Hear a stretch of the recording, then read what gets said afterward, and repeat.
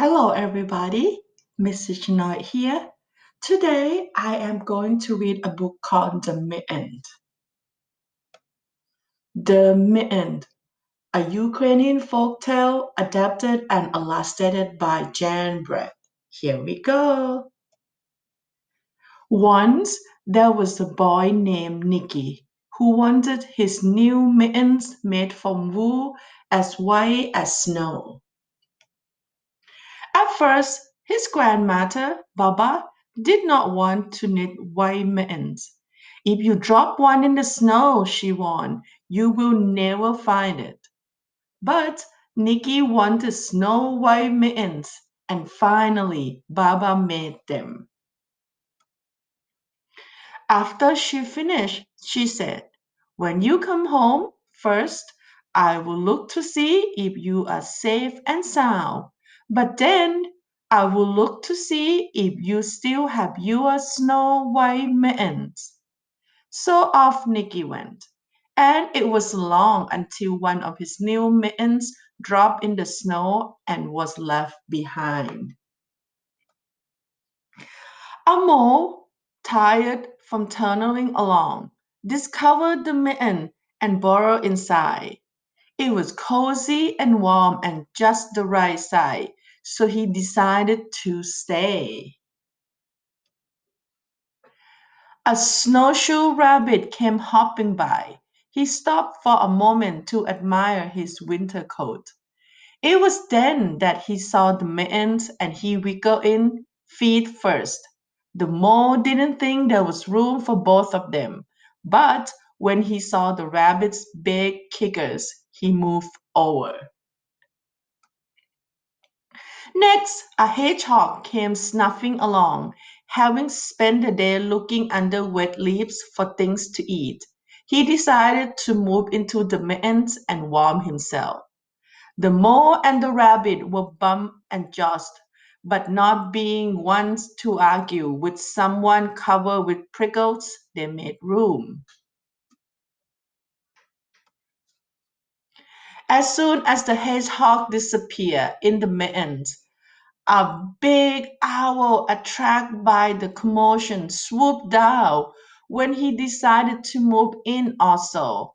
The mole, the rabbit, and the hedgehog grumbled, but when they saw the owl's gritty talons, they quickly let him in. Up through the snow appeared a badger. He eyed the mittens and began to climb in. The mole, the rabbit, the hedgehog, and the owl were not pleased. There was no loom left. But when they saw his diggers, they gave him the thumb.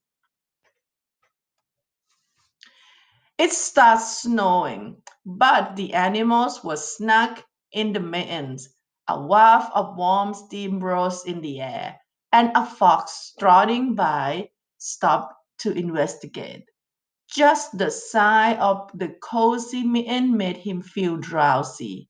The fox poked his muzzle in when the mole, the rabbit, the hedgehog, the owl, and the badger saw his shiny teeth. They gave the fox lots of room.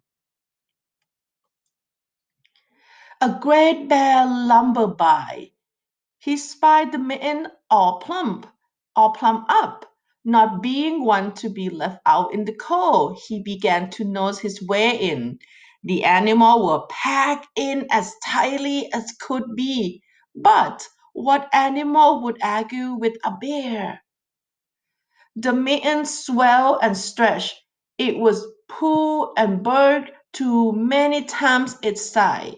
But Baba's good knitting held fast.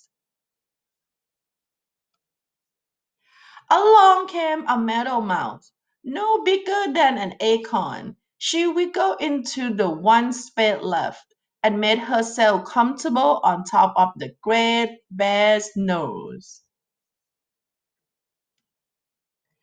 The bear, tickled by the mouse whisker, gave an enormous sneeze. Oh, oh, oh, oh, shoo! The force of the sneeze shot the mitten up in the air. in the sky and scatter the animals in all directions. On his way home, Nicky saw a white shape in the distance. It was the lost mitten silhouette against the blue sky. As he ran to catch his snow white mitten, he saw Baba's face in the window.